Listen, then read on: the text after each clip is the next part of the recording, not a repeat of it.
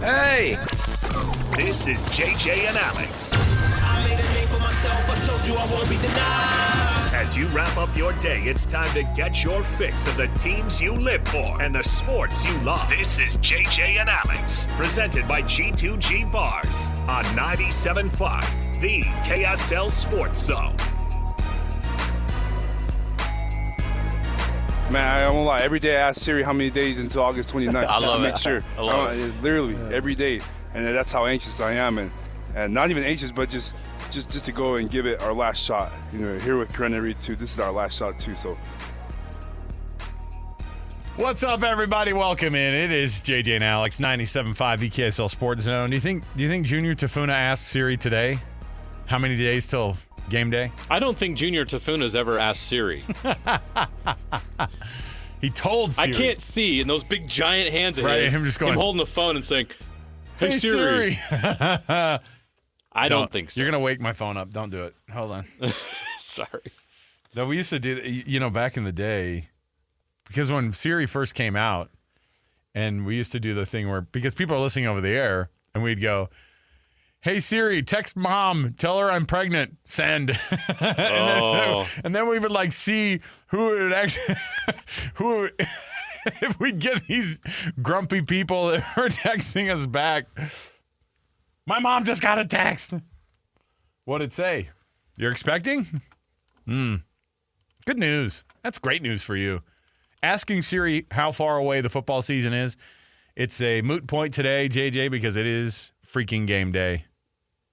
We're back. It's college football. The calendar back in finally swing. said, "Quit asking." Oh, my goodness. It's here. Yeah, but is it? At least whatever tonight is here. Oh. We'll take it. Utah That's not a complaint. We'll take it. versus Southern Utah. Obviously a classic battle of two teams with the name Utah in their university. Oh, yeah. An in-state rivalry. Delane Fitzgerald's like, this is a tradition for us that we like to do every couple of years, come up, get paid, leave town with our tails between our legs. The third meeting in 8 seasons. Is that what it is? Is that the third time they played each other in 8 seasons? The only times they've ever played, period. Okay. I know that they put 70 on them 2 years ago. What was the previous score before that? Even It was tight. It was like 20. Oh, it was not tight. I'll give you. Hold on. Tight in the sense that it should have been a blowout. You know what? Right. Yes. So this is where I get with my friends at Winsipedia. Yes, it's a thing. Winsipedia is it's a good one. Although I don't know if they actually keep tabs on. No. So 73 to 7 was the Come on, the one Internet. from 2 years ago. Come on, Internet. So did they cover that game? Yeah. All right. They did. But I don't think they covered the First previous matchup, one. 24 to nothing. 24-0. September 1st, 2016. Okay. Throw out the record will these two get together. So a grand total of the Utes have won the last 2 games by a total of 97 to 7. Not bad. Not a bad go. They scored 38 points, by the way, in the second quarter in 2022. We'll see what happens tonight. I'm really interested to see what Cam Rising looks like out there. I started to buy into the idea that maybe it's a little bit more nerve-wracking for him than we would have thought. Not necessarily, obviously, not Southern Utah, but I'm just saying, actual live fire. You know what I mean? Have we not talked about this enough? I think we have talked about it a lot, but I haven't. I don't think we have. Oh, okay. All right. Well, because let's do we've this. just all been all in on this. They're back. They're back. I know, and I'm not trying to freak anybody out. I'm not. I'm not going to play the game of saying I think Cam Rising's going to be up in his head. What I'm saying is it's been a long time since he has actually done this. It's been a long time since he hasn't had that black or green jersey on that says "Don't touch me," right? Yeah. And I don't think that the offensive line is going to drop the ball on this one and let a couple of Thunderbirds through and have a clean shot at Cam Rising. But there has to be a little bit of something about where his head's at. We'll listen to some audio here. We've got to kick our program off, though, officially. JJ, is that all right? Let's do it. Roll it out. G2G Bars is the sponsor of your program. It is an amazing protein bar. It is preservative-free. It's made right here in Utah. You can find them at Costco, Holiday Oil, Maverick, Associated Foods. If you haven't tried a G2G bar yet, do what your neighbor's doing, and that is eating a protein bar that's packed with a ton of nutrients. And it's all natural. It's awesome. Give it a shot. Costco, Holiday Oil, Maverick, Associated Foods. That's G2G bars. Let's kick the program off, though, with the cut, as we always do. We'll jump right in here. We'll get to some Utah sound. Getting you ready for the Utes versus Southern Utah. Let's do it. It's time for the biggest story of the day. This is what made the cut with JJ and Alex on 97.5, the KSL Sports Zone. And this portion of the show brought to you by Trajan Wealth, TRAJAN Wealth.com. That's TrajanWealth.com for all your financial needs in retirement. All right, JJ, let's talk about it then. You've got Cam Rising coming back, hasn't played a live snap in a game that counted since January 1 of 2023. That's a long time ago. Today is August 29th of 2024. I know that, I'm less worried about Brant Keithy because I think they did everything they could and waited as long as they could to make sure everything was on the up and up with his injury. But again, the quarterback is a massive question mark. I'm wondering, and I think it's because I heard Frank Dolce with Hans and Scotty talking about this, and we'll bring Steve Bartle on in the program. We'll have all sorts of things to jump in with this, but I just wonder where his head's at, because I think that at some point during the rehab, you're emotionally rehabbing this guy as much as you are anything else, because when you have the full knee being replaced, when you have... You mean fixed? Was it fixed? It wasn't replaced. Well, I mean, it was a knee, I think it was a replacement, though, like in terms of the... No, he doesn't have a... Reconstruction?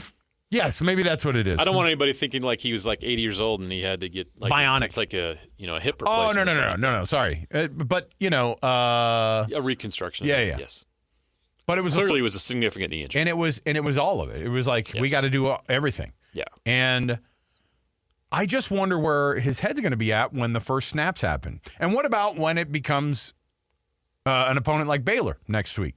What about when it's the middle of the season? Now, by then, I think that a game like tonight is a perfect time to be able to say, let's wrap your head around this thing.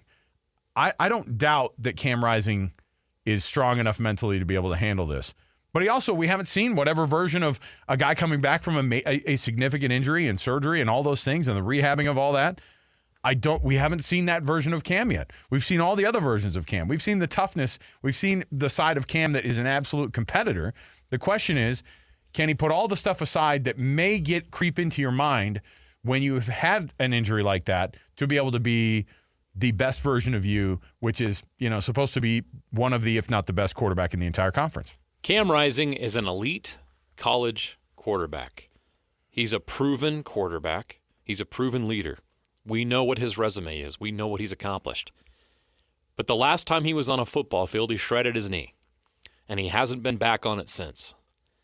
And so you wonder, and I think it's fair to wonder, and it's fair to be curious, and I think all Utah fans watching tonight are like, I can't wait to see Cam Rising on the field for a number of reasons. Number one, because you love him because he's won you a lot of games, and he's one of the best quarterbacks in school history.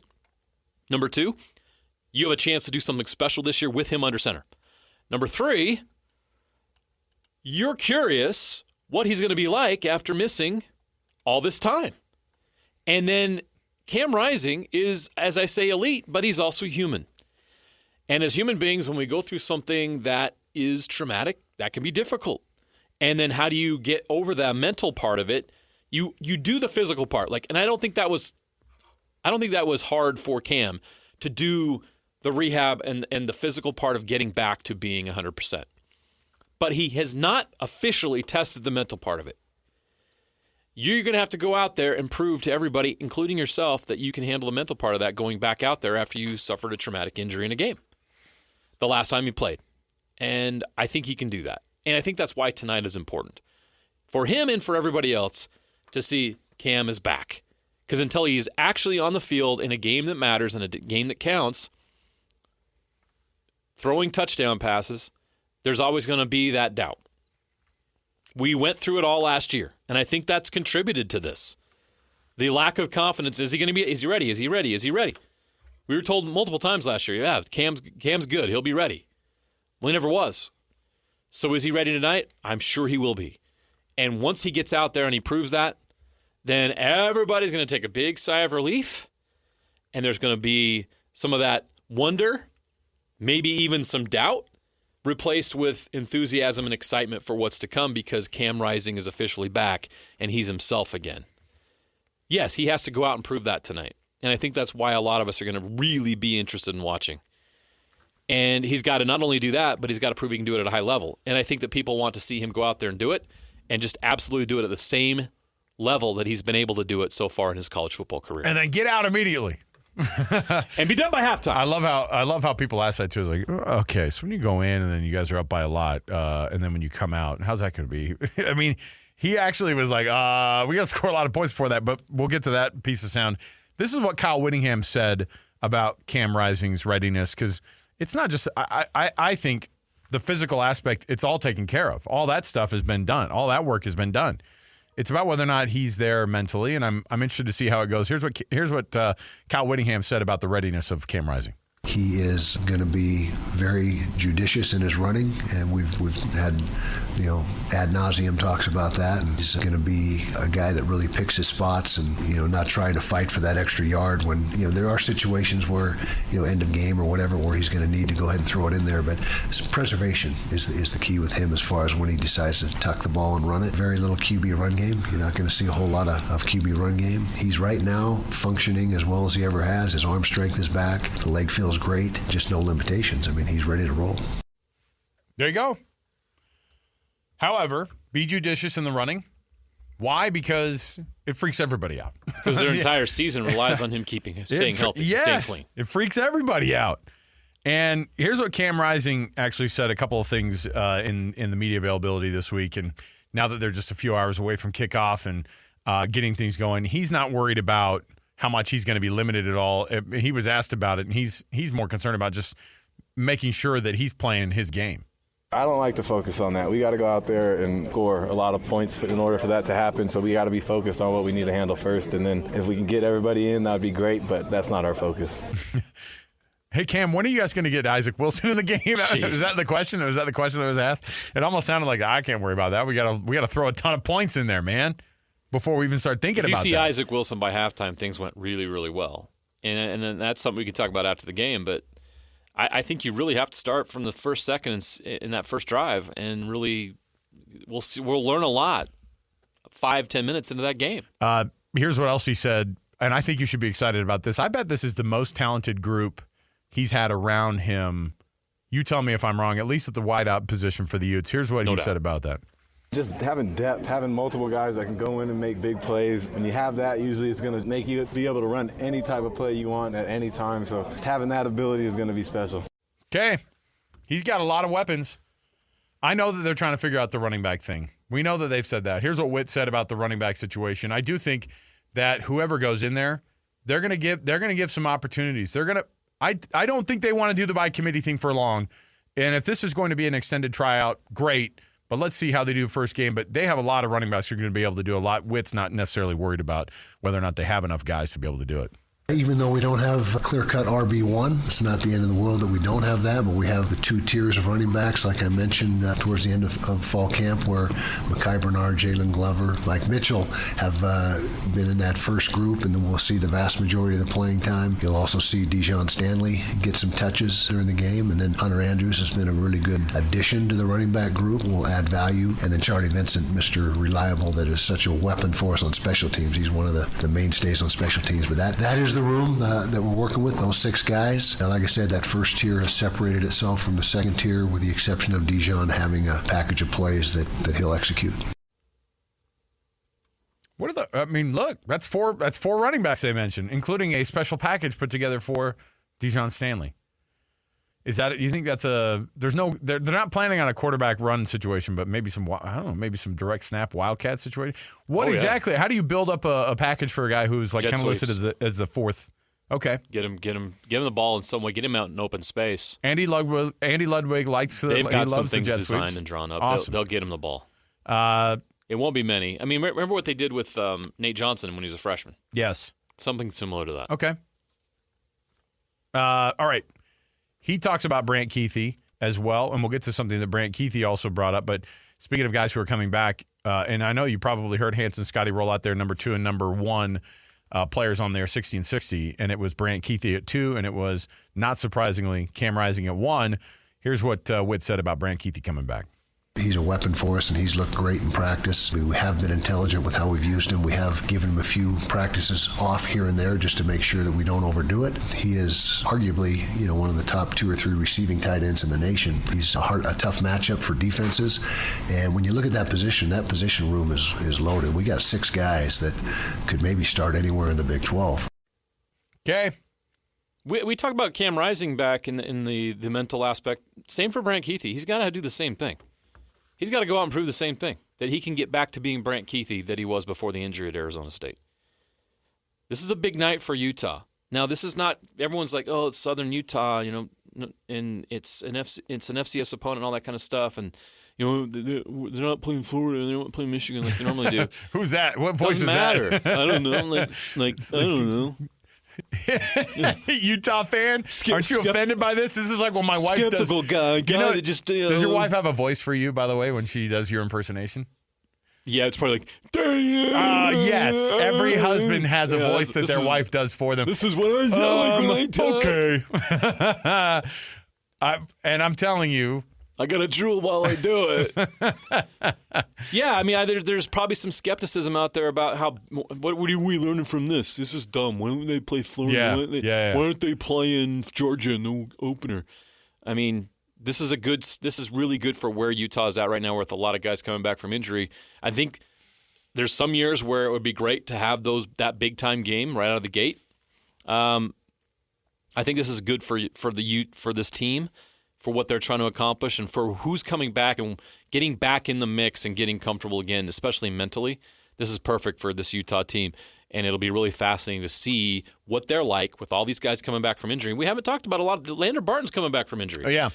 Connor O'Toole was banged up most of the year. Van Fillinger was banged up most of the year last year. Karene Reed was banged up. I mean, there's a number of guys that are key players that missed time last year that are going to be back.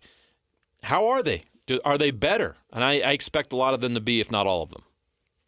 That's why there's so much excitement about what this team can do. But we want to see it on the field, especially with Cam, with the importance of the position he plays. All right, so here's what we're going to do.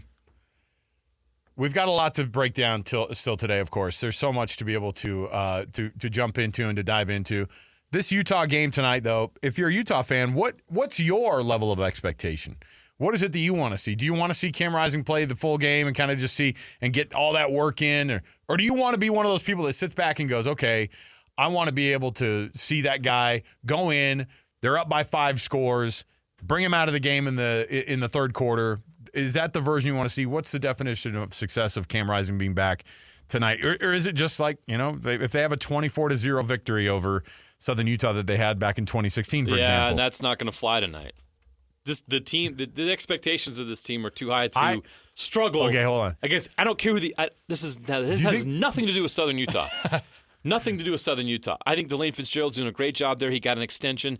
They're getting back to the quality FCS team that they were a few years ago. But they're coming up here to get a paycheck. We all know what this is about. This is about Utah. And how good are they going to look tonight? And if they don't look great and they are not sharp, and they leave doubt tonight, then it's going to be like, what's going on? Because the expectations for this team are so sky high, and for good reason, because they have that kind of talent, and they have that kind of experience, and they have that kind of coaching staff. So there's no excuse for it not to be. So if it isn't what we expect, it's natural to be disappointed. If we walk away disappointed tonight, then we're going to have questions going into Baylor. It's time to get the inside info on BYU with Cougar Insider Mitch Harper of KSLSports.com on 97.5, the KSL Sports Zone.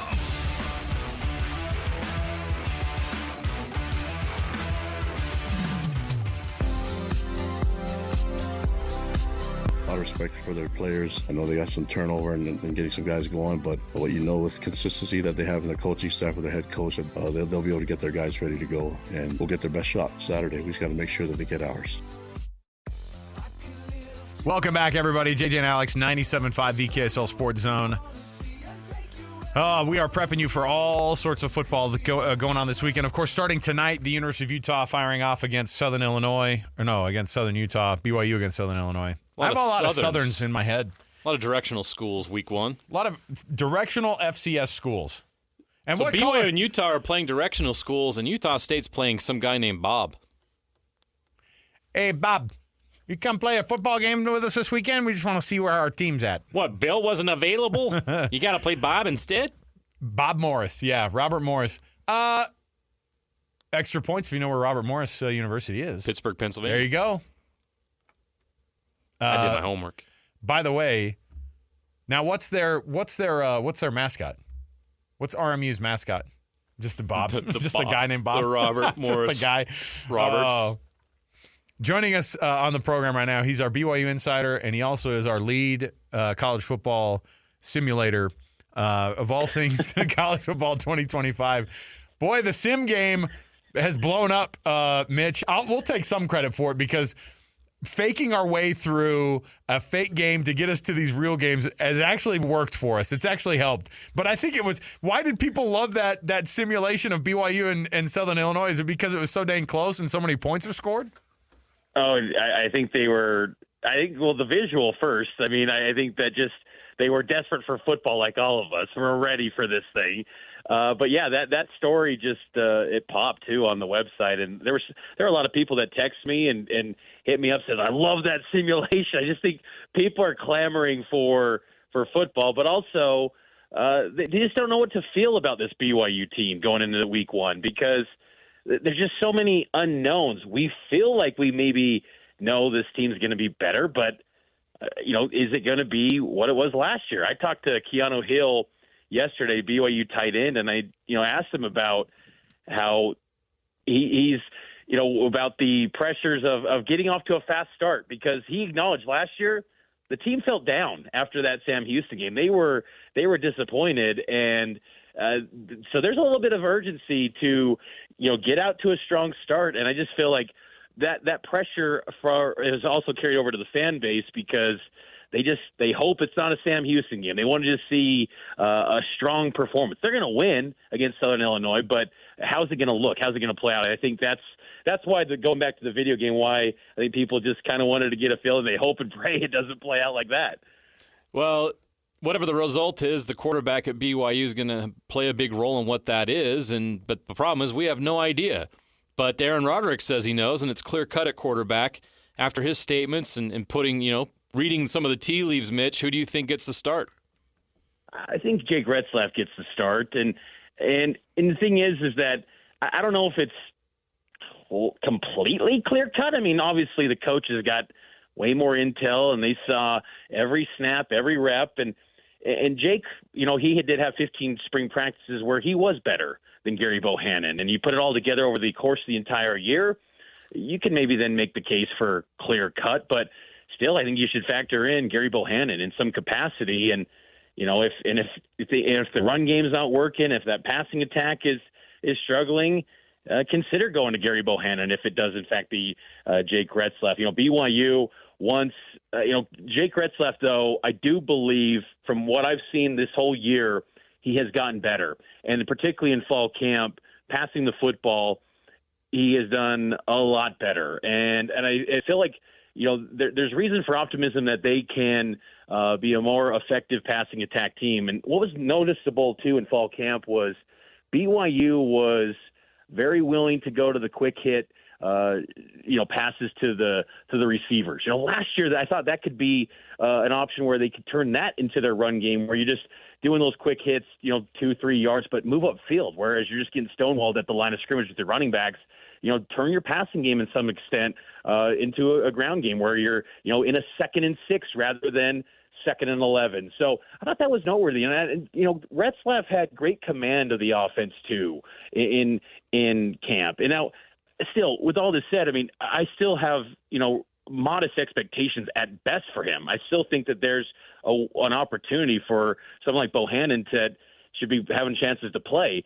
But I do think he has made a lot of improvements since last year. And I always go back to last season in January of 2023 when they brought him in, Aaron Roderick, this offensive staff, they looked at Retzlaff as a potential QB1 to be the face of the program in the heart of the Big 12 for them.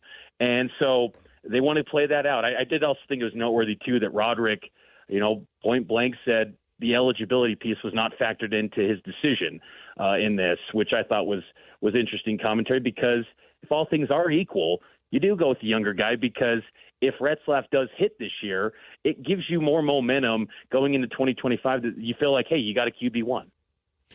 Mitch, one thing that, of course, I was telling JJ this because on the video you had a smirking A-Rod. Was he smirking because he's excited? Is he smiling because he's excited about what they've got at quarterback and what they've got planned out for Southern Illinois, or is it smiling because he gets to tell you no again?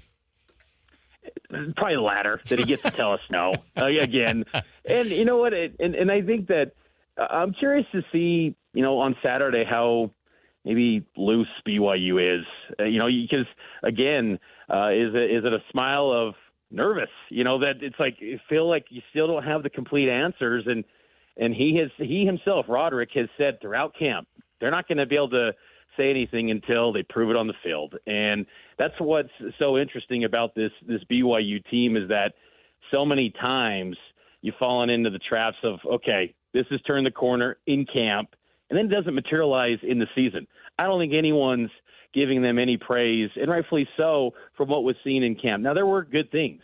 There were some positive developments, particularly at linebacker. I also, see the wide receivers being a great strength for BYU. But there's other key spots, the defensive line, the offensive line too. I think that starting five is going to be good. You got to go prove it, though. And there's nothing that can be said in the preseason that's going to really change people's minds until you actually do it week after week in a season. It can't just be one game either. It's got to be over the course of an entire year, because, BYU had a game last season at Arkansas where they had, in some respects, a complete game defensively, and they had some explosive plays offensively. It was a big win at the time, but do it over the course of a 12-game season. And so that's going to be the task in front of Roderick and Kalani and this whole entire staff. What's the biggest non-quarterback storyline or question mark about this team that you'd like to see answered on Saturday? The offensive line. It has, are they as good as a run-blocking team as they have said they're going to be? That has been the number one goal for Aaron Roderick beyond the quarterback, sorting that out. His messaging has been, number one goal, establish the ground attack, because they were a good football team when they had Tyler Algier and, even for a brief window, Tyson Williams, and before that with Kalani, Jamal Williams. So BYU had a great run of really good running backs, and that was non-existent last year. And even though they had an NFL running back in Aiden Robbins, he was banged up, and it was just non-existent. So, L.J. Martin, he's cleared to go, ready to go for Saturday.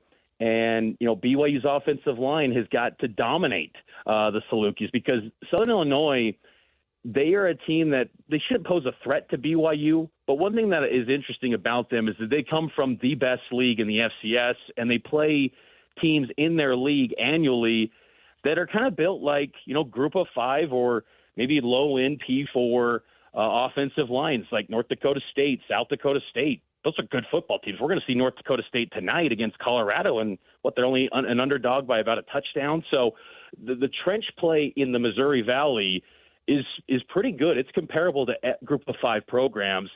But so, BYU, if they do dominate at the line of scrimmage, this offensive line, it could be a little, moment that says, okay, maybe they have turned the corner. But if they have struggle, man, I don't know how you reevaluate this season, because the second unit is very thin. Your starting five should be good, but that second unit has really little to no experience. And so they got to get it right with that starting five. Mitch Harper, BYU Insider, KSLSports.com. Mitch, you and I get to fire up our Big 12 breakdown, 1st and 12, every Sunday, 10 to noon, right here on the KSL Sports Zone and also on KSL News Radio. From the Big 12 perspective, what's the stuff that you're excited to be able to chop it up this year about with this conference? What excites you about Utah and BYU being a part of it? Is it that? Is it where this conference is? Is it Brett Yormark's insane way of planning things out with this league. But as we break the league down more every Sunday, what excites you about it? I'm curious to see what the identity of this league becomes, because half the members were not members 24 months ago or 18 months ago. So it's a power league, yet it's, as your Mark has said many times, it's a startup. So what is it going to become? Is it going to be a past happy league that it once was with when Holmes and Baker Mayfield were there? Or is it going to be, the running back league where it is this year? The personnel running back is elite. It's the best running back league in college football. But just kind of maybe the narrative, the identity of the Big 12 is going to become. Your Mark is trying to set the tone as the deepest league in America.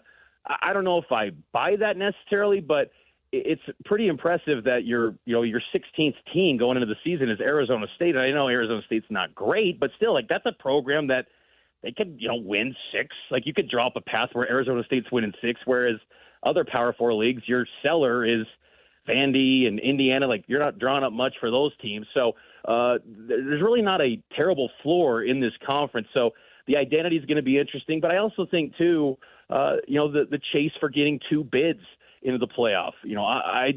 I feel like you cannot be branded as a 1-bid league in the first year of the playoff, because then you're behind the 8 ball and you're fighting a narrative perception deal that will just linger. Even though people, year to year, it should just be based on, some years are down, others are up.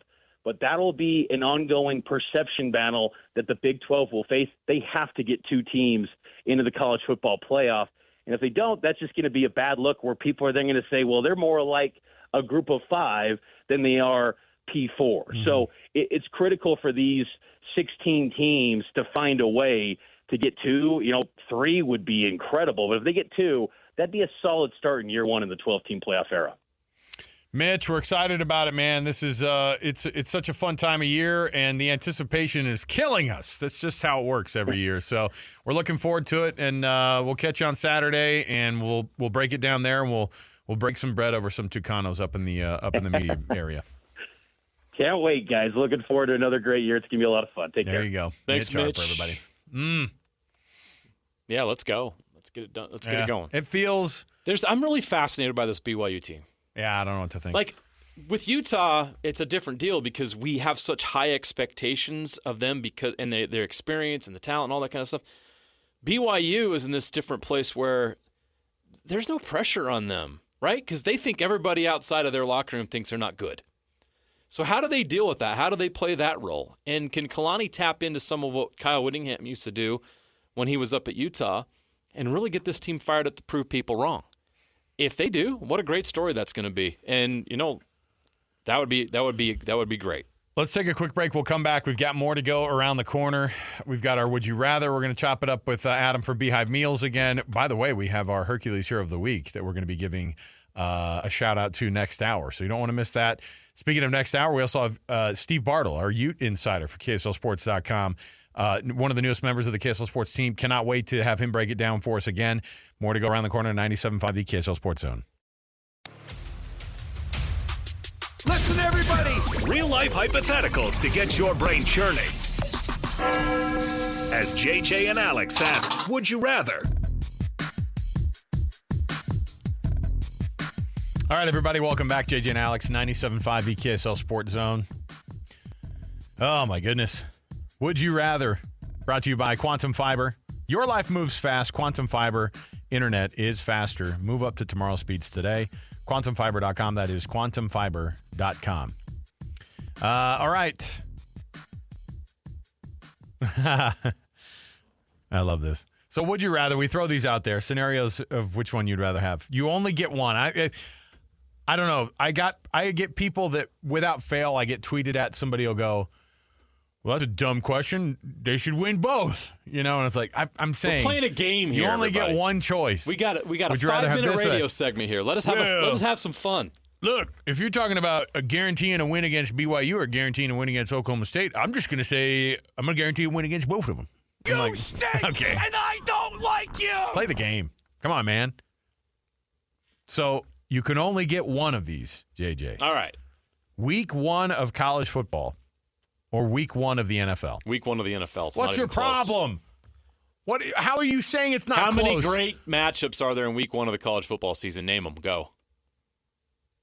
Exactly. How many Nothing's great going matchups on. do we have in week 1 of the NFL? All of them. But there's all of them. Yeah, Jeremy said set the alarm for Siri to. Yeah, I can't wait for Illinois and Eastern Illinois. Boy, San Jose State and Sac State are gonna butt heads tonight. That'll be fun on True TV or Max. True TV.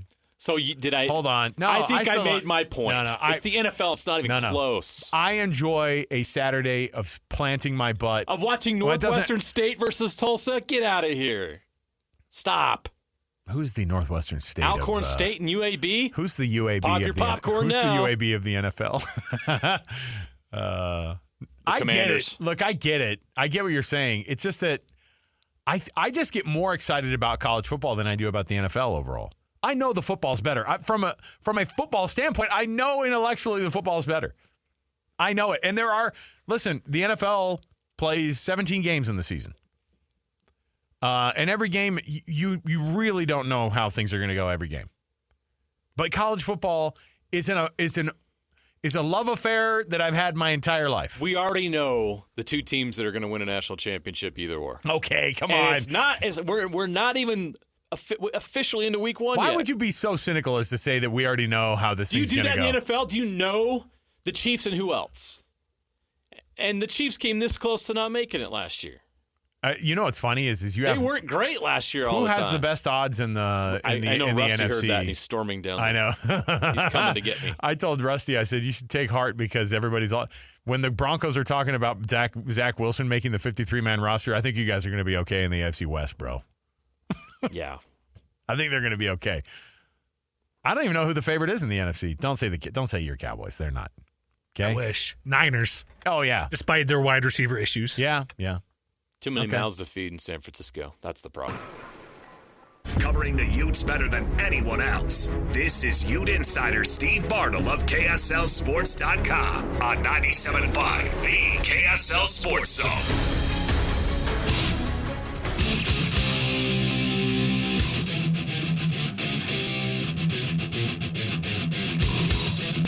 It's awesome. I love this team, and just to be a small part of it and have that much respect from Coach Witt is unreal. I love Coach Witt. That's the guy I always dreamed about playing for, and yeah, just to have him say that is special for sure. Could you imagine having dreams with Coach Whittingham in them? Oof. No, thank you. For some, that would be nightmares. Absolutely. But you can hear the smile on Cam Rising's face. I mean, like he's excited. Yeah. I think Utah fans should be absolutely excited too. We're watching a replay of a college football game, for heaven's sakes. That's how excited we are. I know. Well, what is it on? What's the Big Ten Network. It's on the Big Ten Network? Okay. And who is it? Okay, you have to look at the TV screen. Howard versus Rutgers, the matchup we've all been waiting for. But see, again, the first name So of much just a buzz guy. going into this one. Howard versus Bob Morris. Like that. Can't wait. The battle of just dudes. That's why you get ESPN Plus is for I know. those Howard Rutgers games. I love it. All right. Let's jump out to the phone lines here. Speaking of a guy who probably has a giant smile on his face because it is game day, Steve Bartle, our Ute Insider for KSLSports.com. What's going on, Steve? This is exciting, man. Here we are. Before we get into the excitement, is it weird to have Kyle Whittingham in your dreams? Is that Steve, do you That's have any weird. confessions you need to make right now before we get started? Should your wife be jealous of your I'm dreams? the weird one here? Oh man, that hurts, man. Dude, yeah, the excitement, it's real. You know, the tinglings, you can feel them. They're definitely there. We're hours away. I just parked, and so I'll be making my walk down to Rice Eccles as we talk. So if I'm out of breath, it's because I'm out of shape a little bit. We've all had to make that. down there. We've all had to make that trek up the hill at some point. Oh, So, man. Steve, are you telling us you're not in game shape? No, What have you been doing in the offseason? Come on. My fall camp is very different than other fall camps. But you know what? Like that should be what we do next year, Steve. Like we get you, we get Mitch. Mitch has got to he's got to walk some stairs at Lavelle Edwards Stadium with like a pack on. We got to get you walking. We got to get you walking from about, I don't know, just from 13th East up the hill, up to the stadium, do a few reps of it, get everybody in game shape because we already get made fun of as the media guys anyway. So, but I'm for it. I am all for it. The game shape though, in terms of knowing and talking about all the same points, like wondering what this team's going to look like at running back. Knowing who you're going to get back, of course, from injuries, all those storylines that lead up to it. What's the reality tonight for Utah against Southern Utah?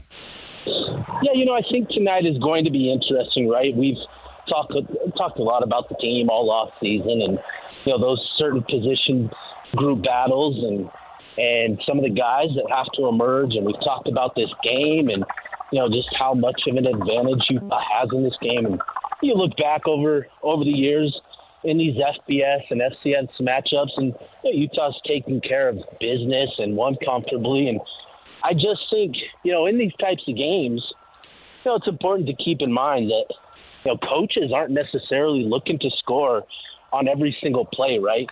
They're actually more concerned about, getting into certain situations. They're still learning about this team, learning who they can count on. And I think, that's important to keep in mind here is that not every play is going to score. Not every play is going to be a big play. Utah coaches are actually looking for, maybe some, I don't want to say adversity, but just some situations where, you kind of learn who you can count on. And I think, it'll be fun to see who emerges and who makes plays and, who steps up and who does that.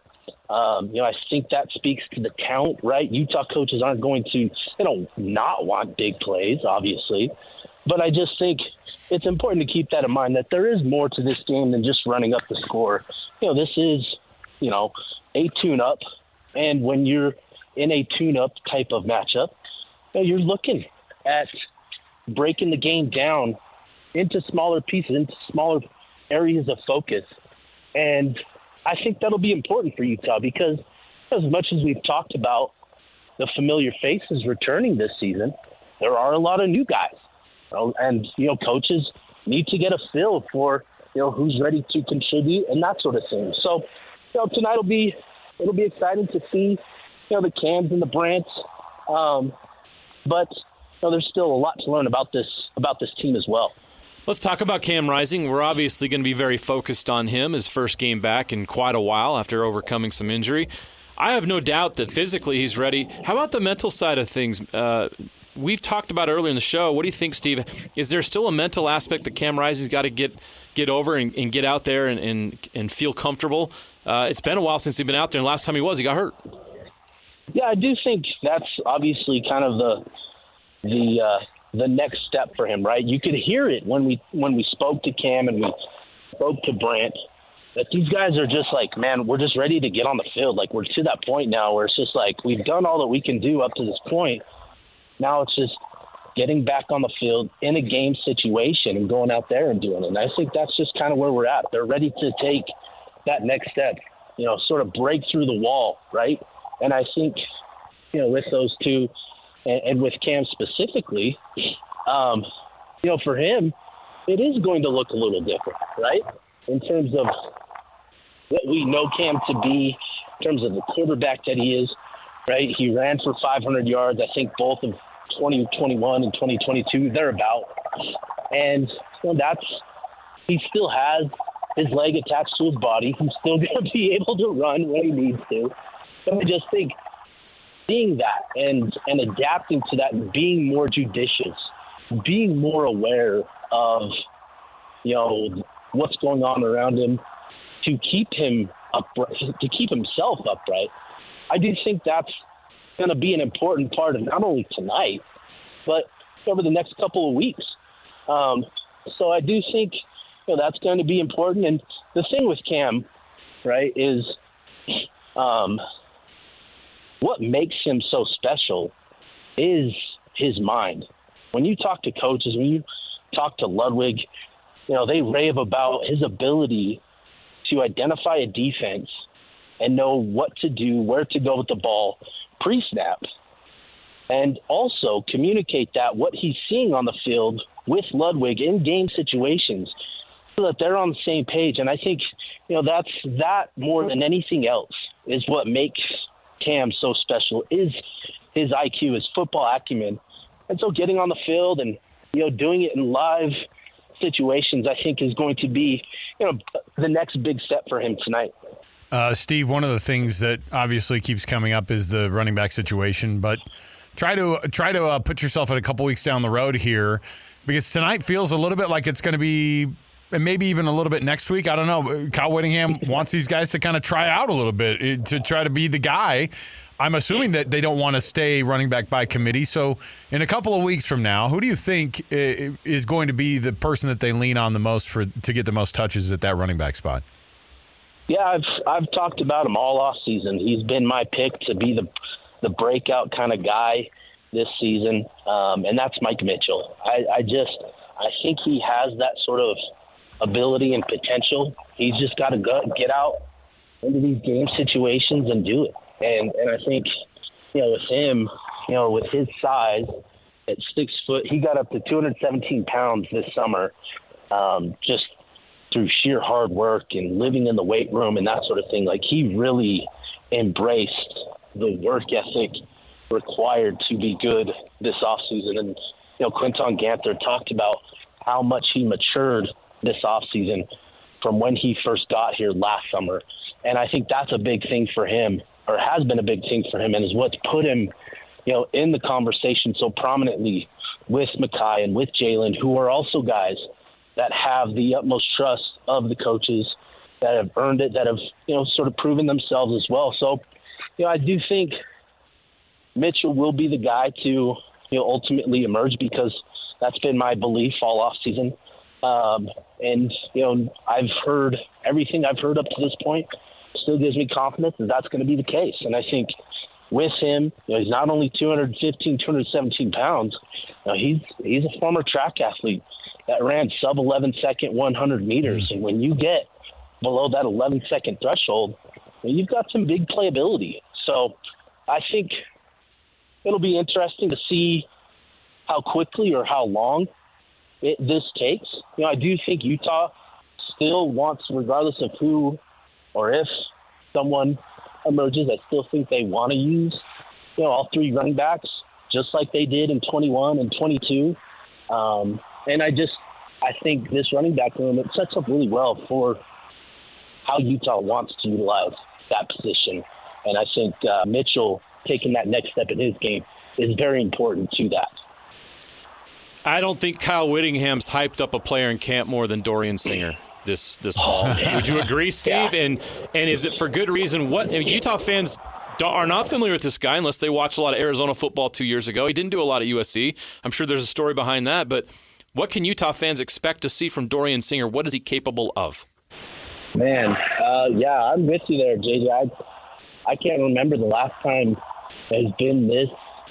He's sung the praises of a player like this, especially a receiver. Like, we're talking about a receiver here, right? And the fact that he's come in and made the plays that he's made, his presence felt in the way that he has, it's pretty significant.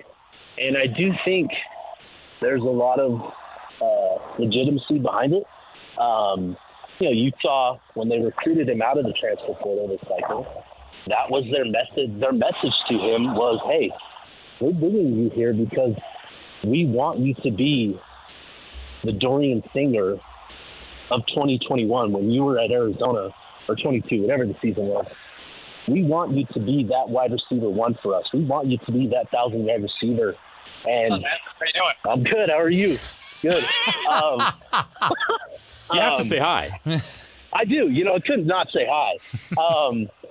But look, they brought him in to be this wide receiver one for them, and everything up to this point has validated their belief in him. So, it'll be interesting. Kyle Whittingham said that the passing game is now going to run through him, and my ears perked up when I heard that, because we know the relationship and chemistry that Cam and Brent have, right? We know how much Cam likes to get Brent the ball, and to now hear that Singer on the outside is the focal point of the passing game.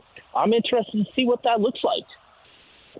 Steve, I've got a couple of fun ones here for you. We don't bet in this house. Okay, it's not prudent. Eagles. We don't do it. But yeah, I'm going to give you an over/under on a score that the Utes give up on defense. I'm going to say 5.5. Oh, you would say 5.5. I would think you were going to go over 7. Oh man. Do they get a field goal or do they get a touchdown? I think they'll get a touchdown. Okay, all right. I think they'll get a touchdown. I honestly think, it makes you think a little bit. I honestly think, like, when it was 73-7 2 years ago, they actually, when they played in 2016, it was 24-0, and there's part of me that goes, I bet Witt actually liked that 0 more than he liked the 73 from that. Yeah, that's the kind of place where Coach's head is at. All right, now give me who scores the first touchdown for the Utah 2024 season. Honestly, I think we'll see a Cam to. Do I go Dorian or do I go with Caleb Lohner? Were you about to say Caleb? Were you about to say Caleb Lohner? No. But man, that's tough. I'm gonna say they follow through. They make Dorian the focal point, and he scores the first touchdown of the season. You could have the entire stadium melt down if it was a Cam Rising to Keithy touchdown, though. I mean, that place would absolutely explode if that were the case. But I get what you're saying. If you're going to send a message that this is your guy and a program that has relied so much recently on that tight end, and you say, nope, we're a wide receiver. We have a. By the way, they have a wide receiver 1, which is crazy because that just always seemed like it was just a group of pretty darn good wideouts, and now this year you have a premier guy, and so I like both of those picks. I'm in the camp of them only scoring a field goal, though. That's what I think. It's going to be more along the lines like a 49-3 type of game. Hey guys, this is weird. We're at 4:22 in this segment. We're almost done, Steve, and we haven't even mentioned the defense. We're talking about the University of Utah. No. Come on, what are we doing here?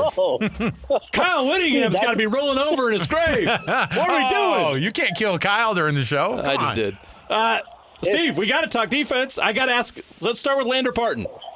I assume you think he's the best defensive player on the team. He's coming off that injury. What kind of year do you think he can have? I think he's ready for really that next step. He was on the cusp of taking that next step last season. I think it's unfortunate he got hurt when he did, because that was the game where it was like, oh man, it's really starting to settle in, like the mental aspect of the game, right? The game was slowing down for him. I think he's ready to make that leap and to become that Devin Lloyd-esque type playmaker where he just finds a way to make plays in all different phases of the defense. Yeah, I think he's oh man, this feels killing me. Yeah, I think Landers, I think he's ready to take that next step. I think he's the best defender on the team for sure. All right, Steve, we'll leave you there. You can catch your breath. I know what it's like to try to do an interview while you're walking up some stairs or trying to figure it out. It's not for the faint of heart. So, hey, make sure you hydrate, Steve. Stay hydrated. I'm about to. Yeah. Let's get you in game shape for next week. Let's get that pack on. Let's get you start walking up between. I'm gonna give you some more homework. It needs to be more like between 7th East and the stadium. Okay, I need you to just really go at it. All right. You're really gonna spend practice next week in the pit. You got to get ready here. That's fair. I'm going to get to work. I'm going to go run some stairs the next week, and we'll get back after it next week. All right, Steve Bartle, you can catch his byline, of course, KSLSports.com. Anything Utah-related, you're going to get all of the live tweets. You're going to get all of the action from Steve at KSLSports.com. Follow him on Twitter. It is what you have to do if you're going to follow the Utes this season in any type of fashion to be able to know all of it. So, Steve, we appreciate it, man. Have a good season and have a fun night tonight, man. You guys do the same. Thank you, fellas. There you go. Steve Bartle, everybody. Your home for the best college football coverage in Utah is on the KSL Sports Zone. Ready? The Cougars kick off the 2024 season with a home battle against Southern Illinois. Your home for the best coverage of Cougar football is right here on 97.5, the KSL Sports Zone. This is JJ and Alex, presented by G2G Bars on 97.5, the KSL Sports Zone.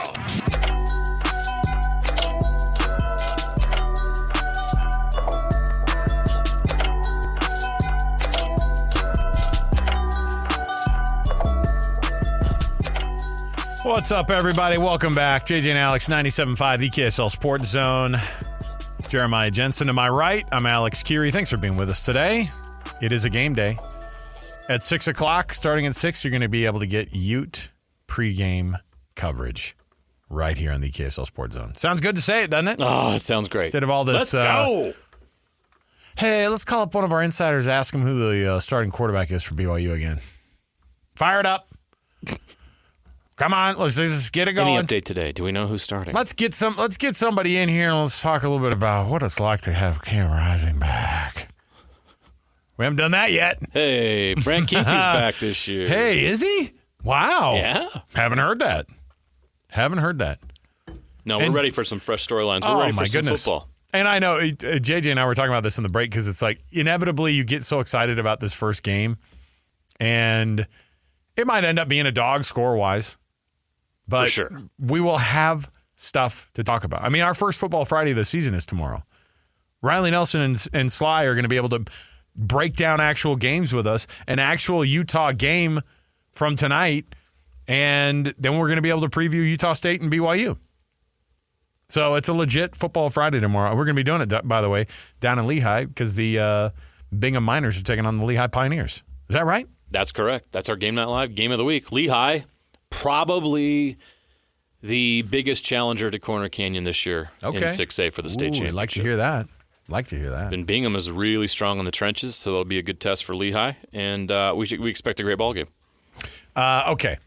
Let's get to Aaron Roderick and what he has said because all the questions have been asked, and it inched a little bit forward, the quarterback storyline for BYU this week. And here's what A-Rod said as soon as he got into that media scrum and their final media availability going up to Southern Illinois. Here's what A-Rod said about the starting quarterback situation.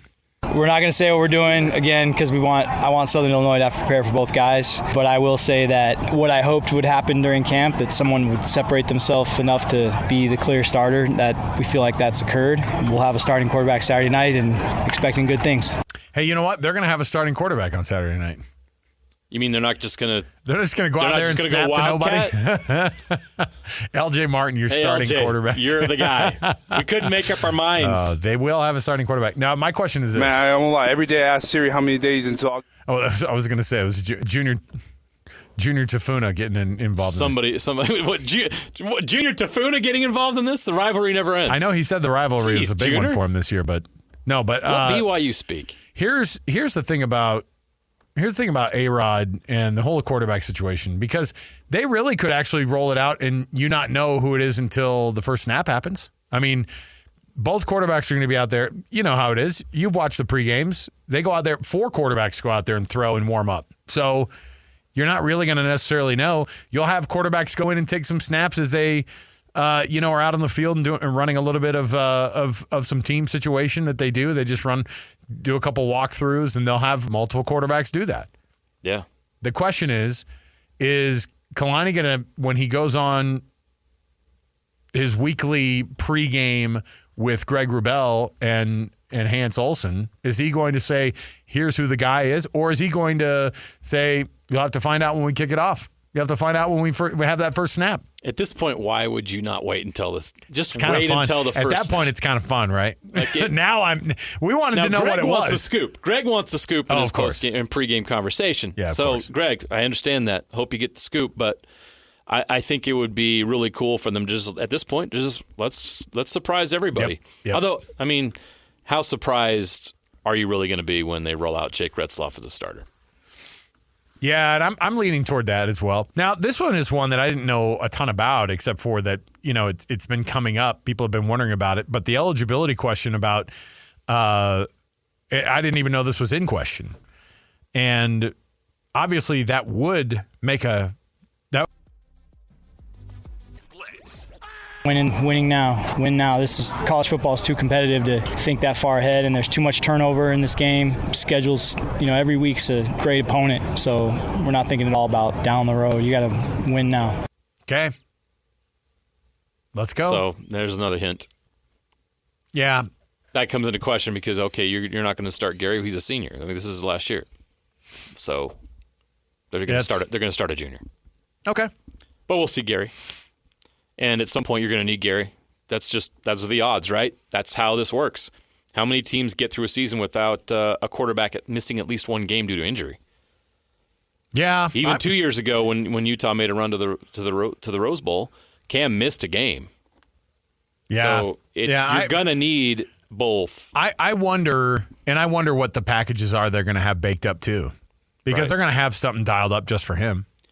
And Gary's not going to sit on the bench with a helmet off for 12 games. And you wouldn't. And by the way, it would be kind of dumb because it would be so dumb to have him come in and not be able to utilize him with one of the greatest strengths that he's got, which is his ability to be able to shake defenders. Right. All right. Let's take the break here. Wait, we've got one more here. Hold on. This is what he said, because Gary Bohannon and Jake Retzlaff, like, they've had to deal with an insane last 6 months, right? It's been pretty hard, I think, on both these young men. It's been good because now when you look back and you go, hey, they made this competition happen all the way up until this week, according to what they've told us, right? That's a lot of work these guys have had to put in. At the very least, you're getting the best shot. If there was separation, which A-Rod made it sound like there was, they finally got that separation during practice. This is what A-Rod said about how these guys have handled it. First of all, both quarterbacks were great. They're very professional all through camp, and I think those guys are good friends. And you see them compete on the field, but they also help each other out. I feel like our players as well have a lot of respect for both of them. The quarterbacks set a great example for how to be professional out here every day, how to compete and be a great teammate. All right. I think they're good friends. I always love that. It's like, are there friends? Are there friends in this business? A lot of these guys are brothers, but I don't know. Sometimes they're not friends, especially in a situation like this. You wonder. It's highly competitive. Very. Especially when so much is at stake. All right, but they may be. I don't know. Yeah, I'm interested to see how this thing goes, because when the first snaps happen, we've seen good version of Jake Retzlaff, and we've seen bad version, right? And so you just wonder if some of those things have been cleaned up, and that's what BYU fans are going to be hoping if he is the guy who gets the start. So. All right, we'll take a break. We'll come back. We've got tons more. Oh, by the way, for an incredible selection of Kia, Subaru, Chevy, Jeep, Dodge, or Ram, visit the Doug Smith dealerships in American Fork and Spanish Fork. Great service starts with know-how, and nobody knows like Doug. Here's what we're going to do. We have a winner of our Hercules Hero of the Week. And because Beehive Meals is one of the great sponsors of the Hercules Hero of the Week, we are going to bring Adam in, and we're going to roll it out, the actual winner, right around the corner. So stay right here with us. More to go. 97.5 DKSL Sports Zone. Your home for the best college football coverage in Utah is on the KSL Sports Zone. Ready?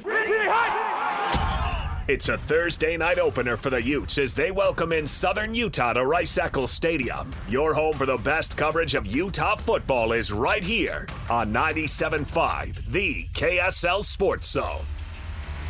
This is JJ and Alex, presented by G2G Bars on 97.5, the KSL Sports Zone.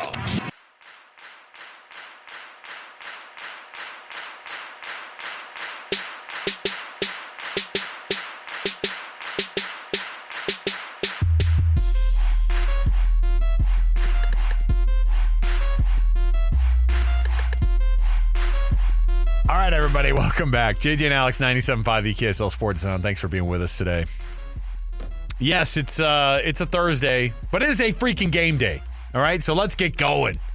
We have so much going on in this program. We got so much going on with the University of Utah taking on Southern Utah tonight.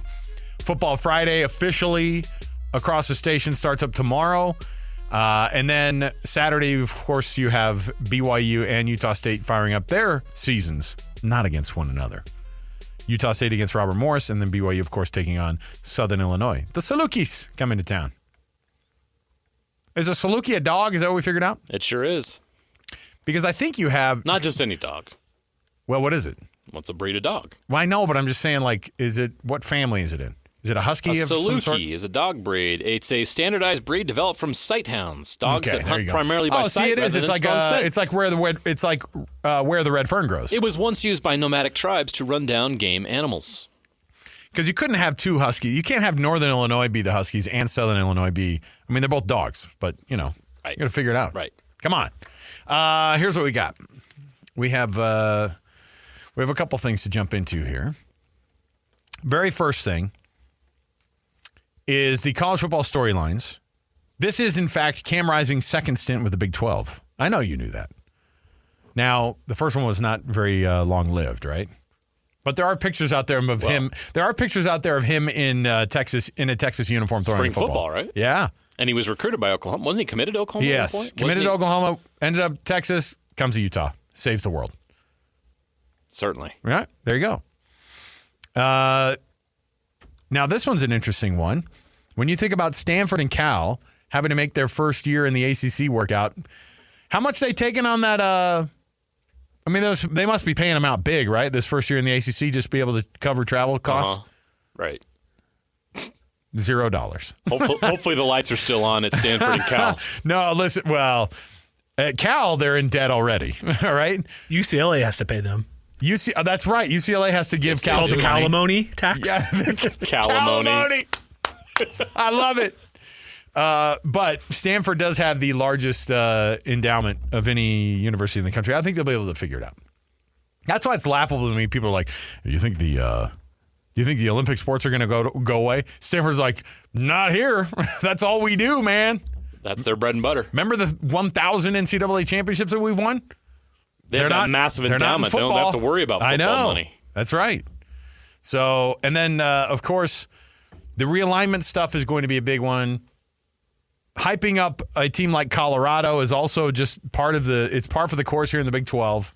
So let me ask you what the thing is that interests you the most on a national scale, JJ. Not talking about the local storylines here that absolutely reel us in, but what's the biggest national storyline for you as the college football season fires up here? It's the 12-team playoff. This Get changes. me to December. Well, the funny thing you say that, get me to December, but how about the journey we're going to go on each and every week where things are going to ebb and flow, where, like we just saw already, week 0, what happened? Florida State lost?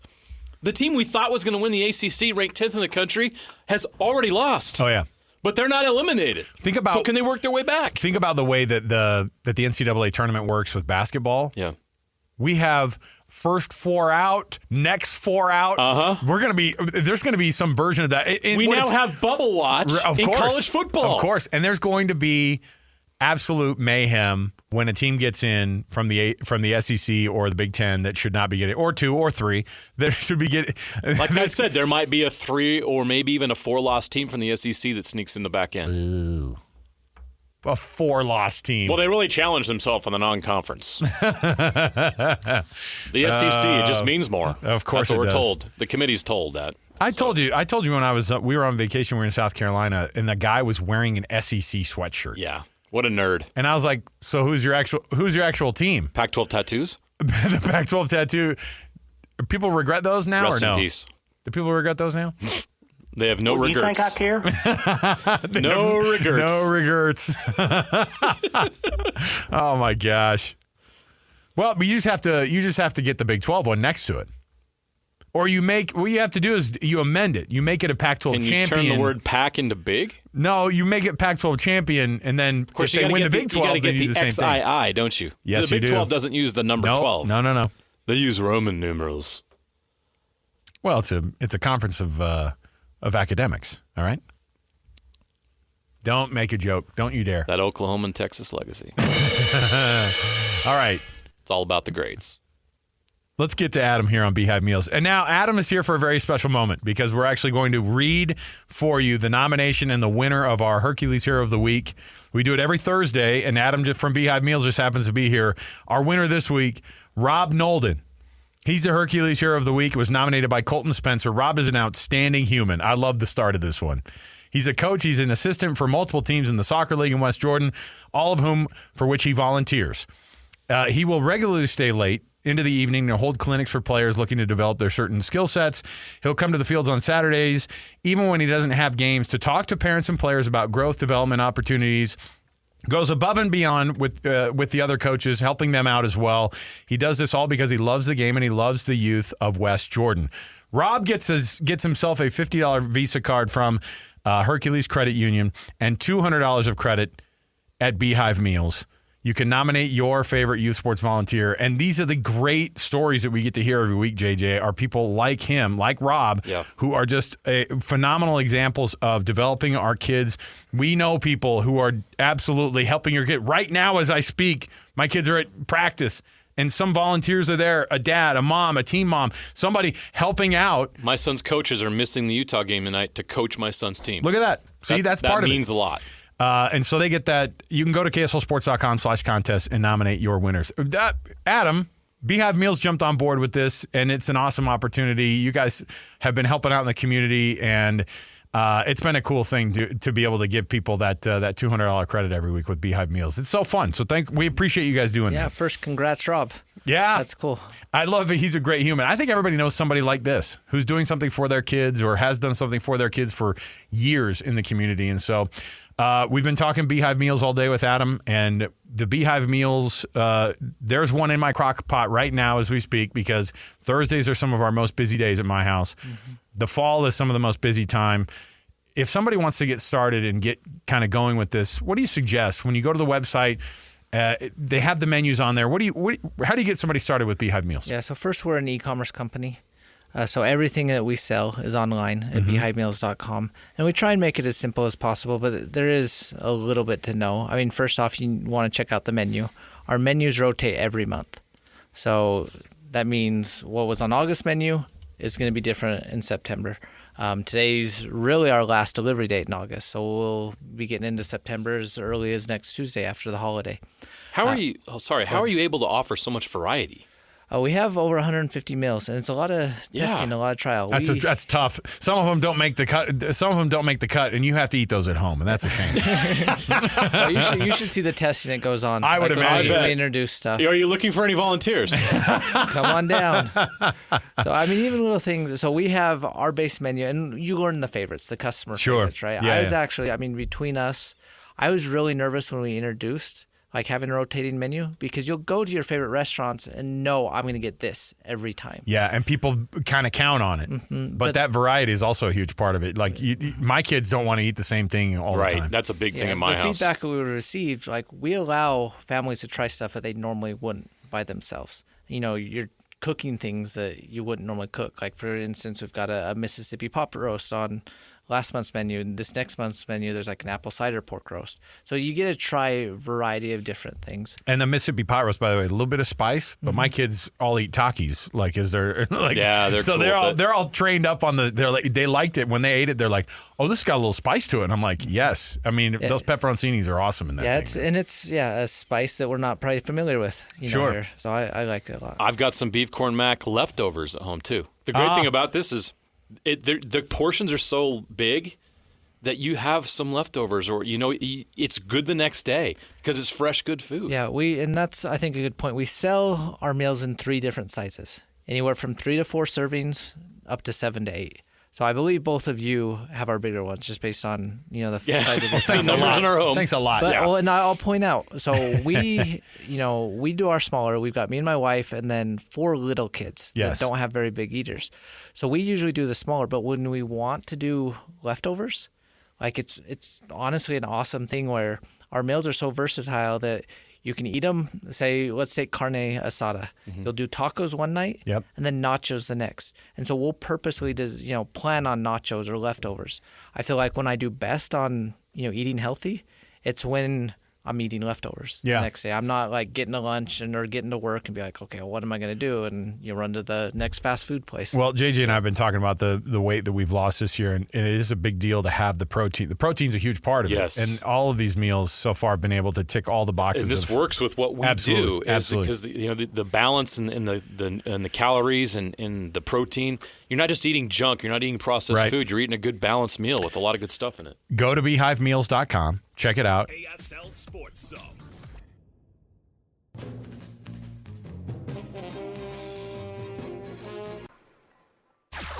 Your home for the best college football coverage in Utah is on the KSL Sports Zone. Ready?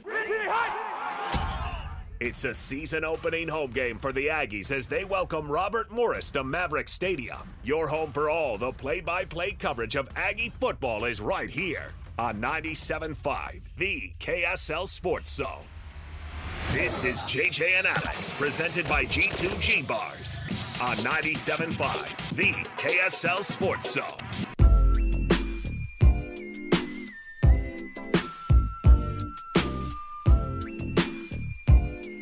All right, everybody, welcome on in. It is JJ and Alex, 97.5, the KSL Sports Zone. Alex Curie, Jeremiah Jensen, thanks for being with us, everybody. Tons going on. Of course, the world of college football is week one. We're officially into week one now. Week 0 brought us some storylines, but the reality is that we're kind of more excited about, the locals. And I don't know if we've ever have we had week 0 games yet with local teams? Have we actually had any week 0 like August 23rd? You have to go games? way back. I think BYU had a game against Florida State a long time. I think it was a kickoff classic, but it's rare. So this is like when they went. Utah State, I think, had a week 0 game in the last decade. All right. But week 1 is legit. Point, week 1's legit. This is when we get it going. That's why it's called week 1. Yeah, it's really starting right now. Getting pumped about it, and there's a Big 10 team playing right now. All right. Oh my Who goodness! is it? Rutgers is already up 14-0. Well, it's almost halftime. They're taking on the Howard Bison. We're so starving for college football. We're watching Rutgers and Howard. Hey, listen, Rutgers was involved in the very first football game in the history of college football, in the history of actual football. And it was downhill ever since. So tradition, spirit, honor, Rutgers football. And toughness, sacrifice, and passion. Is Schiano still their guy? Yeah. Greg Schiano. When your most famous alumni is Ray Rice. Oh, yeah, well, they had a run there, certainly. Womp womp. Come on. All right, our program brought to you by G2G Bars. All natural ingredients and no preservatives make the G2G Bar perfect for anybody who needs a quick, tasty, and nutritious boost. Let's get it going. The top of the hour here. We've got some college football predictions to sneak in before the actual season starts. So let's do it right here. It is The Cut. It's time for the biggest story of the day. This is what made the cut with JJ and Alex on 97.5, the KSL Sports Zone. And this portion of the show brought to you by Trajan Wealth, TRAJAN Wealth.com for your retirement needs. TrajanWealth.com. All right, let's talk some predictions here for our teams locally. Give me the best case scenario for Utah this season, and a reality, kind of a ceiling of what the Utes can and will be for this year here, JJ. Best case, what I think they could do, or the most crazy possible thing that could happen. Well, I think you want me to dial it down? Let's be realistic. No, just give me what win the Big 12, yes. Get the 3 seed in the college football playoff, and play a classic in the quarterfinal where they might end there. I think if they get there, if they get to the playoff, that's just beyond I think everybody would be over the moon here. Yeah, winning a playoff game would be an insane prospect, especially right? in the quarterfinal situation. Now, if you're a 5 through 12, you'd probably be expected, depending on where you're seated, to try to win one of those games. But when you're 3 seed and you're playing, let's say Alabama in a Sugar Bowl or something like that, now, that's a lot to. I mean, that's a lot to be like, oh yeah, no, Utah's going to do that. I'm not ready for that yet. I'm not ready for that. But I am ready to say Utah's the team to beat in the Big 12, and they've been knocking on the door, and now is the time to break through and make the playoff. So part of me just wants Utah to win the Big 12. Like, I think that would be really awesome for Kyle Whittingham to have on the resume. Oh, Pac-12 championship, Unbelievable. Mountain West championship, a Big 12 BCS championship. Buster in 2008. It'd be crazy to be the next step. 3 different conferences a champion for the same team. We don't talk about that enough. It's a crazy thing. And if they were to make think. the playoff, Alex, that would be 2021 Rose Bowl, 2022 Rose Bowl, 2024 playoff. 3 of those things in 4 years. That's such an incredible run. That's where I'm saying they got to win. They got to win a game in the playoff. But part of me also wants them to be like a 7 seed hosting a game at Rice Eccles Stadium in the playoff. Like, I want to see a December 21st game here on the Hill. You know what I mean? Like that is just when you think about the mayhem that can happen in the college football playoff, that to me is one to have teams right here locally. And, this is why it's important. And I think BYU fans need to understand too, like, you might not think to yourself, or people aren't telling you that this team is going to go very far this year. I think bowl eligibility, I think for the reasonable fan is a reasonable thing to look at, and it's a good goal to have because it's a better conference this year. And that means that there would be significant improvement, I think, for BYU if they get to bowl eligibility. But the possibility of being able to at some point get to the playoff yourself, because it doesn't look, they know that people are talking about Utah the way that they are, that you and I are going, do they win a playoff game or not? That'll be exciting. Like, that is a crazy conversation to have because they have so much respect, and it is a real conversation. And BYU fans are so it's hard to be that far outside looking in. And BYU fans wondering, why aren't we there? Yeah, well, I mean, I think most have a realistic perspective and understand there's a transition going on here, but it's Utah. Why can't we? We beat Utah in 2021. We beat them the last time we played them. Right. That's what BYU fan thinks. Why can't we do that? You know what? You're right. Down the road, BYU can have those aspirations, and they now have a seat at the table. Absolutely. Yeah. But you can't skip steps. I do wonder. Well, you can in the transfer portal, by the way. Well, let me rephrase that. Unless if you don't have $20 million in NIL, you can't skip steps. I will say too that all of the things in terms of what BYU best case scenario, I think for BYU is a winning season, not just a bowl eligibility, not just a bowl eligible season. I think that there's a real possibility that because getting to 6 games means you have to probably steal one from a team that on paper you're probably not going to be favored against. But why not? I mean, they weren't favored against Arkansas last year. Certainly not. They weren't favored. They may have been favored by a point or two against Texas Tech, but they won that game decisively. And look, the reality is that the conference that they're in now is more difficult, and it's exactly what they asked for. It's exactly what they want. It's exactly what BYU fans need. To be honest, Independence was no place to live. It was no place to live. This is so much better. So you go 2-7 in the conference last year, and that was a freaking bummer. But you know what it was? 100 times better than Independence. Like, honestly, if you were talking about the long-term viability of your program, an 11-1 season with Zach Wilson was fun, but it was also one that culminated with a game against Coastal Carolina, right? That's not where you want your season to come down to. Going on the road and like at the drop of a hat playing a team at their place.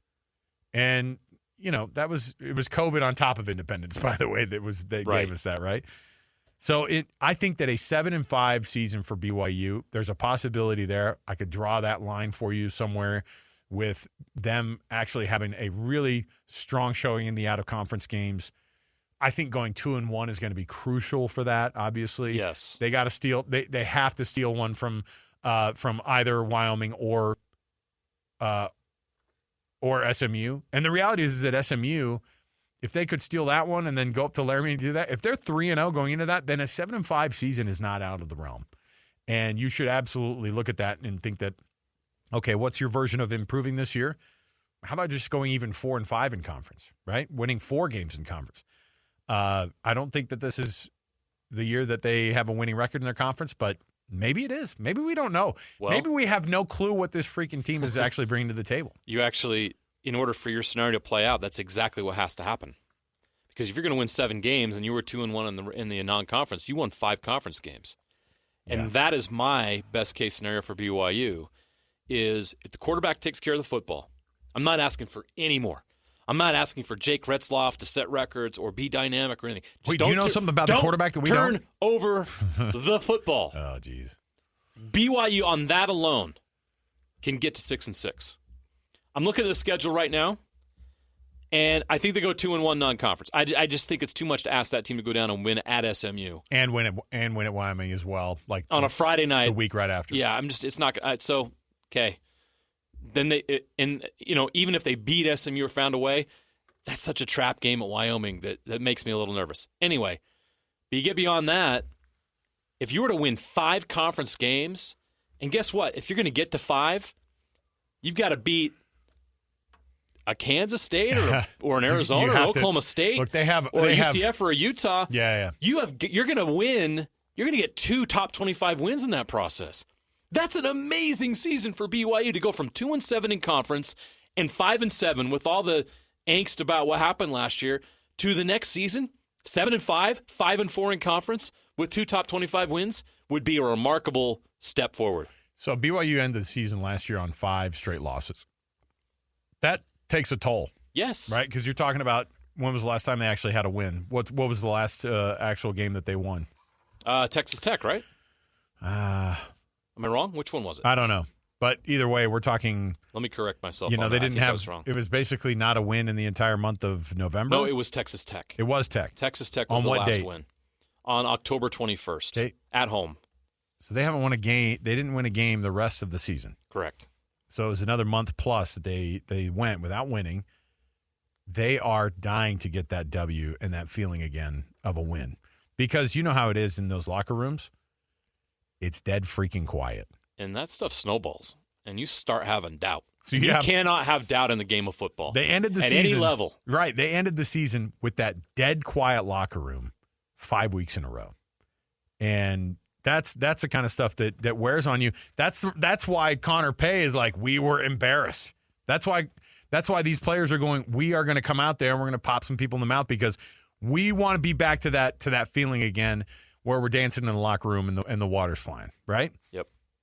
They want to get there. All right, best case scenario for Utah State. Also 7-5 in a bowl game. Now, their schedule is doable for that. For 100%. You have the tough USC and Utah back-to-back. Mm-hmm. Utah's at home, but, I mean, this is one of the best Utah teams on paper that we've ever seen, and that's saying a lot. But you have that tough stretch, but then things ease up a little bit. So you're going to get Robert Morris. Okay, that's win number 1. Let's say you lose USC and Utah.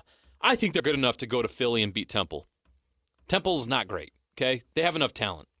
The next week after that, you're at Boise State. You're probably not going to win that game, let's be honest. So at that point, you're staring at 2-3. So now the margin for error is starting to build up a little bit. UNLV, we talked to Scotty at the round table. He thinks UNLV might be one of the most talented teams, but it's UNLV. That's in Logan. Right. And yes, it's at UNLV. I'm not going to trust it. Let's say you sneak out a win there, you're 3-3, and then Broncos, New Mexico, Lobos come to town. You're winning that game. I mean, Montana State's good, but Utah State's better. Okay. So then you're at 4-3 at that point. Wyoming in Laramie, let's go 4-4. Okay. Washington State in Pullman, 4-5. Okay. Then you're going to finish. You got 3 games to get to. Hawaii in Logan, San Diego State in Logan, and Colorado State in Fort Collins. So they have a 13-game season? When you play Hawaii. Because they have Hawaii on the schedule. Correct. Right? I thought that's when you went to Hawaii that you got the extra game. It's just when you play Hawaii? 1, 2, 3, 4, 5, 6, 7, 8, 9, 10, 11, 12. No, they only have 12 on the schedule. All right. So, yeah, they're at home. They don't get the extra game. But they have Hawaii in Logan, right? Correct. Okay. Yes, that is a W. And San Diego State's down. That's a W. There you go. You're bowl eligible. Okay. And then if you can get that 7th win at Colorado State, which, Colorado State has a good quarterback and receiver, but nothing else, why not? It's a coin flip. And maybe they, maybe some of those earlier games, maybe Washington State's really not that good. Maybe you win at Laramie. Wyoming may not be very good this year, by the way. You don't think that new coach, you don't weird think situation that you don't there, think that Washington State and Oregon State, by the way, are going to take a giant step back after a bunch of guys hit the transfer portal. But on top of it, you just have the depression of being a 2-league team. The chip on their shoulder is only going to take them so far. No, I know. But that's what I'm saying is I think it'll actually work in the opposite direction for them. I think you're going to see downgrades by both of those programs, unfortunately. Okay. Of a non-SEC or Big Ten champion in the Natty. 10%. And who would it be? Oregon. No, non-Big Ten. Oh, sorry. Non-SEC, non-Big Ten. Well, it'd be Utah. And see how our brains, we have an automatic thing that just goes I'm still trying to figure out that Pac-12 doesn't exist anymore thing. Right. Technically it does, but it doesn't. So the best chance non-BCS. Who do I think? Sorry, not BCS. Non-Big Ten SEC. I combined the two and somehow got BCS. Non-Big Ten SEC. I think the best non-Big Ten SEC team in the country is Utah. I don't think Florida State or Clemson or Miami are better than Utah. Did you see that Miami is trolling Florida, by the way? Of course they are. Okay, excuse me. By the way, in terms of rivalry games that have gone away and that game hasn't been played for 4 seasons. And it's only been played 2 out of the last 9. Florida, Miami has not been played in 4 seasons. That's crazy to me.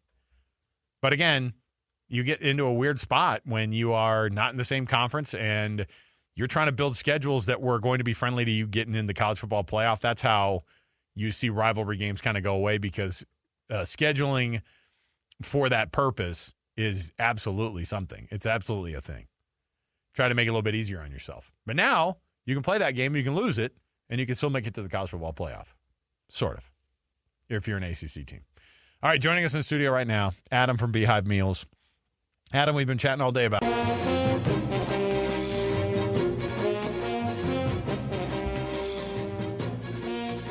All right, everybody, welcome in. JJ and Alex, 97.5, the KSL Sports Zone. Oh, yes. Hey, Rutgers is up at the half over Howard. All right, in case you're wondering. Everybody driving home from work right now was dying for that update. Well, listen, I'll bring it to you because I'm dedicated. I'm a dedicated sports I'm radio more interested in talk the Wake Forest, North Carolina A&T game. Oh, A&T. Or maybe we should stick with the Big 12. Almost did it again. Almost hit the drop button. I remember I was like, "Hey, give me your non-SEC, non-Big Ten champion like Oregon," and it's because we're just so freaking used to. Like there are times where I do the same thing where I'm like, "Well, look, you're not," but then you're gonna have a team like USC who's gonna be a part, and then I'm like, "Oh crap, those guys are freaking! It's a Big Ten team. They took them all. This sounds so weird." All right, keep going. UCF leads New Hampshire. Okay. In the first quarter, Nice. about to kick an extra point actually it's a 6-0 lead. Weirdest score update ever. There you go. That's how hungry we are for football. We're updating dying. the UCF New Hampshire game on our Big 12 scoreboard on JJ and Alex. 97.5, the KSL Sports Zone. It's your FCS scoreboard. Later tonight, Kansas welcomes Lindenwood to Arrowhead Stadium. Lindenwood sounds like a poor man's like HBO series that is kind of along the lines of Yellowstone or something. Sorry, we need to get to the Blitz, but Kansas is playing their home games this year at Arrowhead Stadium. Of course. Except for Lindenwood, who has to come play them at Children's Mercy Park, which is a soccer stadium. Wow. So Lindenwood doesn't even get the NFL experience. Lindenwood, name the mascot. Arrowhead's kind of a dump. Name the mascot, and you get I'll give you a Beehive meal. Lindenwood. How about what are they? Hellcats. You know what? Whatever their mascot is, it's not as good as the Hellcat. I'll tell you that. Hellcat should be. Right. Why don't we have more Hellcats? Come on. All right. We do have some actual NFL stuff to get to. You didn't even tell everybody what their mascot was. What is it? It's a lion. Oh, okay. Well, Lindenwood Lions makes sense, right? Alliteration. Got it. Greg Wrubell would love it. Very creative. Yeah. All right. First things first. First and 12 is going to be on Sunday. It's our Big 12 wrap-up show. Mitch Harper and I host this thing every Sunday on the KSL Sports Zone from 10 to noon. It's also on KSL News Radio, 10 to noon. It's brought to you by Macy's. Freshest fruits and vegetables from local farms. Your favorite local brands as well. Macy's. Happy shopping. Be sure to catch the first episode, the first show this year of First and 12 on Sunday morning, 10 to noon. All right. Brandon Ayiuk finally did it. The 49ers extended them. I don't know with what money, but they extended Brandon Ayiuk to a 4-year, $120 million extension to remain in San Francisco. That team cannot stay together this very long. What are we doing here, 49ers? You got held over a barrel, and it actually worked. Brandon Ayuk's going to get $30 million a year. So it paid off. There you go. He's not with the Steelers, and whoever else is rumored to be trying to get him. He's going to be with the 49ers to try to help them win that Super Bowl. And he's going to get $30 million.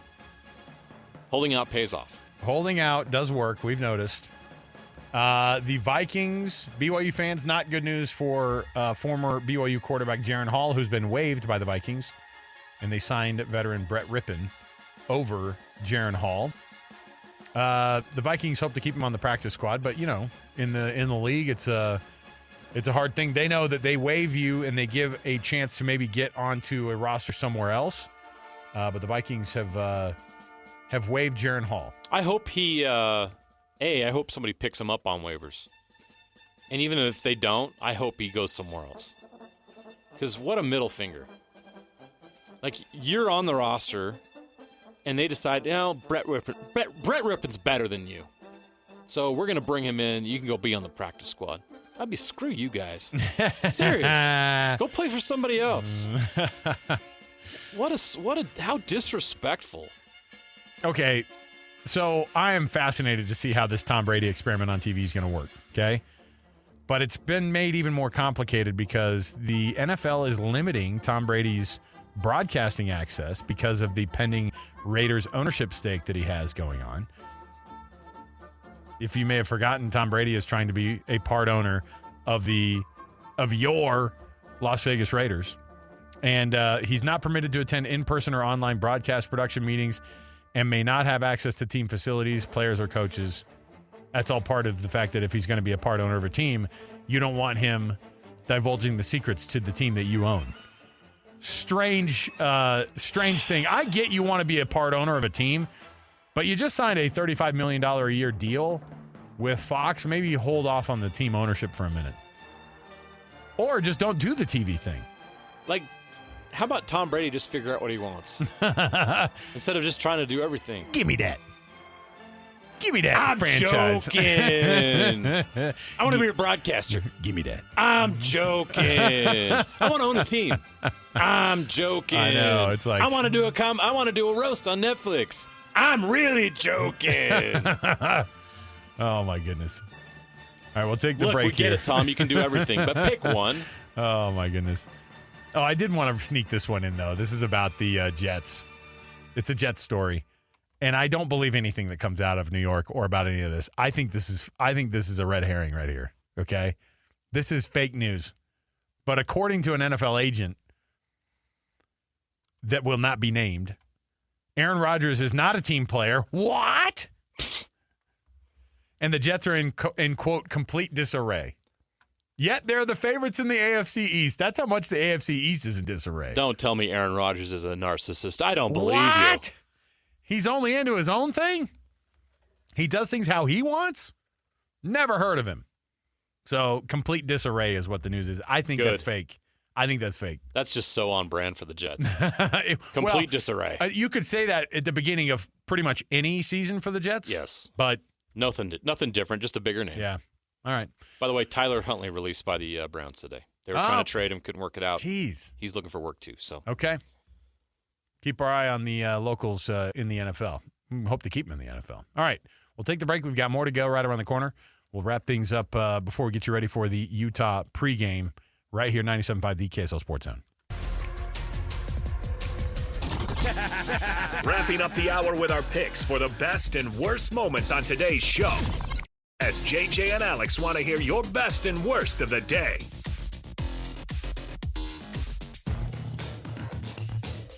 Okay, everybody, welcome back. JJ and Alex, 97.5 the KSL Sports Zone.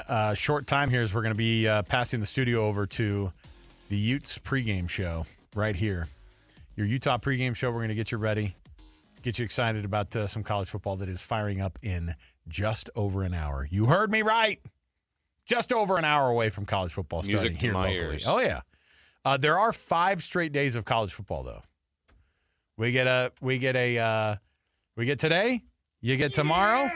You get Saturday. You get Sunday. What did we decide Sunday was again? LSU USC in Vegas. Yes. So the Vegas Classic. I love what they call these classics now. Who's the Monday game? Boston College, Florida State. Dude, FSU is going to be... Can the Seminoles hold off No. that pesky BC Eagles team? I'm telling you. It is in Tallahassee. They smell blood, too. I guarantee that everybody's going, these guys are fake. You know what I mean? Like, there's something to be said about that. So, your best and worst brought to you by an incredible selection of Kia, Subaru, Chevy, Jeep, Dodge, or Ram.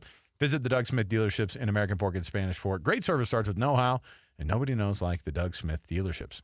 JJ, before we get to Adam from Beehive Meals here, give me a final for tonight's game between the Utah Utes and the Southern Utah Thunderbirds. 56-10.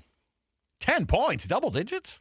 They'll get some late. Kyle Whittingham is going to be furious. Oh, there's going to be a lot of film to work on next week. I love that. As they get ready for the Baylor Bears. Okay.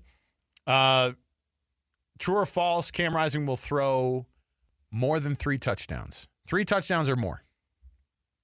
No. Okay. You're going to get a lot more on the ground? Couple through the air? I don't think he'll be in the game long enough to throw 3. Okay. And, yeah, you're going to have a combination of different guys getting involved in different ways. The defense will probably score. You got to keep that in mind. Oh, boy. And Landry Barton might have his first pick 6 coming back. Yeah. Kind of So pick there up you where go. he left off. Yeah. True or false, Isaac Wilson will throw a touchdown tonight. Yes. Wow. True. Wow. All right. We're looking forward to it.